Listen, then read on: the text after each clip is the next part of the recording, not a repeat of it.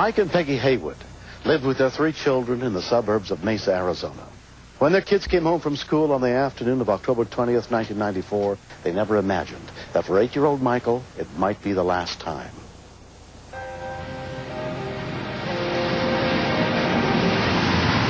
When he was 3, he had a case of pneumonia. Ever since then, Michael's had some asthma. During the summer, he did pretty good, but I still would say he probably had 2 or 3 treatments every day. But when school started and fall came and it got colder, it started blowing around more, he started getting 5 or 6 treatments a day. Well, that's good. Did Mr. Ragu give you a hard time about talking today? No, you're okay? Because I didn't know too much about asthma, I guess I just figured that's what he would have to live with.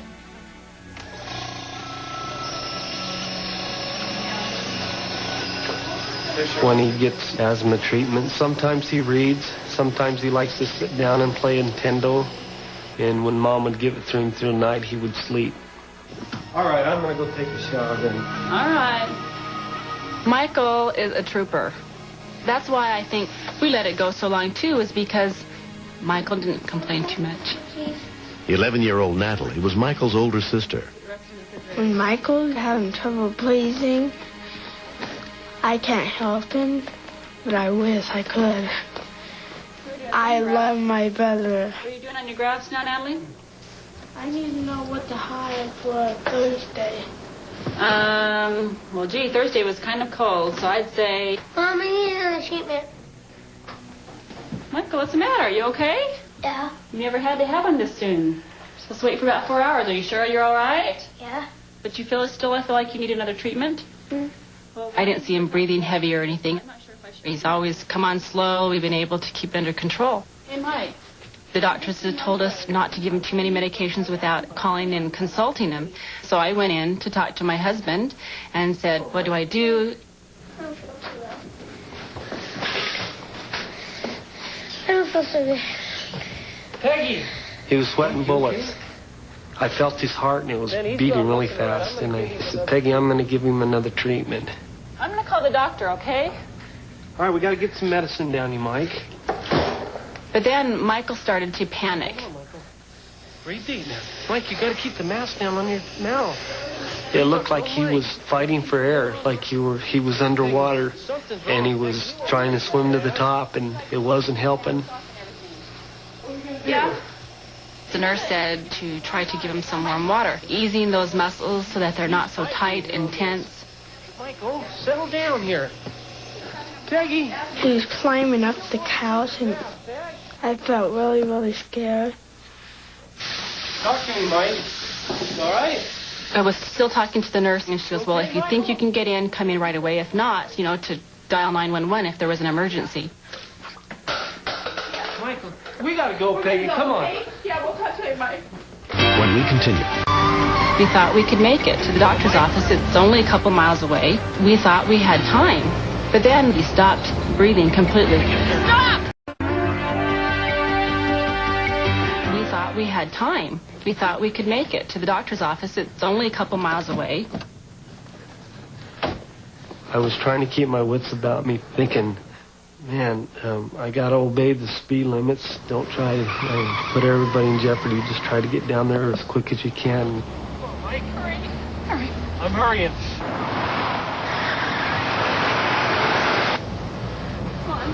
I said, I don't think he's going to make it to the doctor's office. And just as I said that, his head just completely went back and he stopped breathing completely. Stop! We gotta stop at the fire station. He's not going to make it.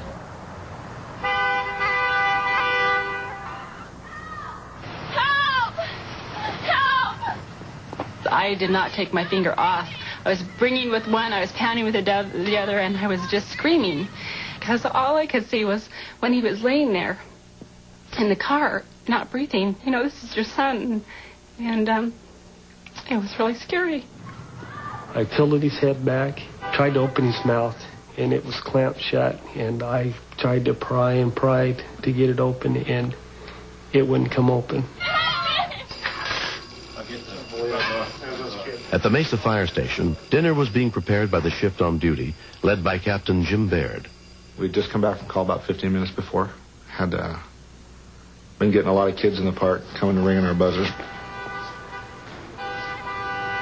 Hey, let's go, we got something. He's not breathing. The next thing I remember is the fireman grabbing him and pulling him out of the car to one side. What's wrong with him? It's asthma. It's asthma. They just brought him out of the car and laid him right down there on the concrete. He was not breathing. There was nothing. Dispatch, ambulance code 3. Helicopter on standby. Aye, copy. Gary Stapley was the paramedic on duty. The little boy was as close to death as anyone I have ever seen without being dead. I put my hand on his wrist initially. I couldn't find a pulse. Then I moved up to his neck. Okay, we got a really weak pulse. It's about 40. It's maybe 40. When you find a child in this condition, it's like starting a race 10 yards behind everybody else. You got to make up all that distance in 1 extra yard to win. Relax, hang in there, Michael. You hear the firemen say, he's not breathing. If he can't start breathing pretty soon, we're going to stick a tube down his, lungs. And all I could just think is, please don't take him. What kind of medication is it that he's using? Benylin. He's on Benylin. I pulled out a drug called epinephrine, which is a very powerful stimulant for the heart. It also causes the lungs to dilate. Diving in. Getting good air exchange. Fair. Not getting much air movement at all. It's happened before where I've done all the right things and it didn't work. Yep, he's on board. I was just hoping, man, I hope this works. Okay, time now. Okay. Hey, do you want to work? Okay, we got some respiratory effort. Come around. You could see his chest start to rise again, and it was the best feeling ever to see that, because you knew there was a chance. Michael, you're doing great, buddy. You are doing great, man. Just hang in there, man. They started giving him treatments of all different kinds.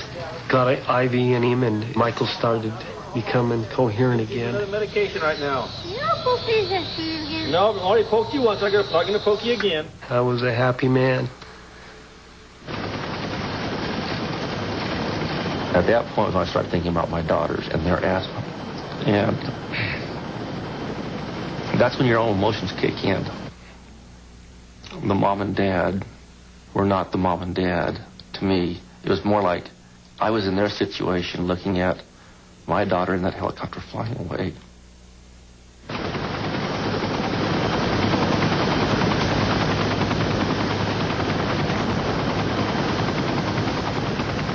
Thank you. We got to visit with mom and dad for about 4 or 5 minutes before I found the surprise in the station. We had left dinner on the stove, and we had to make alternate plans for dinner, and we had to blow a little bit of smoke out of the station when we were done with this whole thing. It was more embarrassing than anything to have a fire station catch fire. But in this situation, I think administration understands.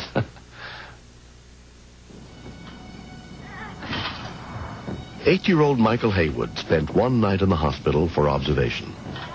The paramedics had said it was good that we had come to them because most likely in this life-threatening situation, the doctors wouldn't have had the right equipment. I'm not sure that they wouldn't have had call 911 themselves. Here you have this wonderful child that doesn't ever complain, and with snap of the fingers, he could have been lost. He could have been gone. What if the firemen would have been out on a call and not been there? What would we have done then? Next time, we would just call 911 first. How you feeling? Like was doing better, I hope. Michael now sees a doctor who specializes in asthma, pediatric pulmonologist Peggy Ratrick. We found that most people cannot tell when they're having trouble.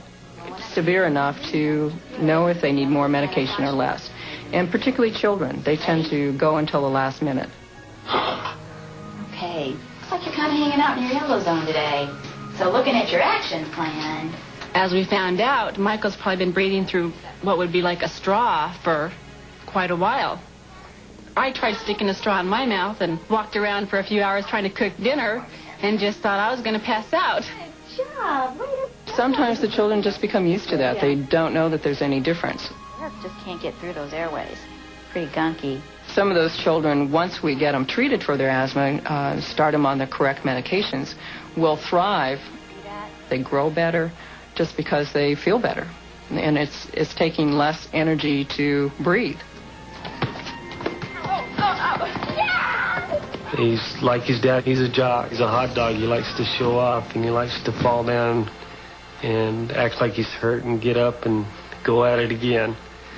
He's going to get there. Michael and I like to play basketball. Sometimes football we pass. He's kind of wild now. He's kind of brave, too. All right, Michael. Now, we made it closer. This is our family thing, so we just wanted to thank you. You are lifesavers for us. I'm glad the firemen went to school to learn that stuff so they could save my life. And I feel like I own something like a new convertible or something like that. We brought you some pizza to kind of make up for the dinner you didn't get the other. He knows my weakness. It's probably less than a half mile from their house to the station. And in that half mile, he went from being a moderately sick boy to literally on the edge of dying. Close to Michael. Mm-hmm. Michael. If you think anybody in your house is in danger, you don't even have to know it. Just think it. You call 911. If the closest station isn't available, they'll track down the next closest unit, and we'll get someone to you. You can ring our buzzer anytime you want, okay? You're the only kid in the park who can ring our buzzer anytime you want. Oh, wow, hey. And Ken with the fireman, all right. And I look at him sitting on the floor, you know, playing Nintendo or doing the things he does every day. And I think he could have just as easily not be here. You're welcome. You can't tell him thank you enough. I mean, there's nothing you could do that you mean so much.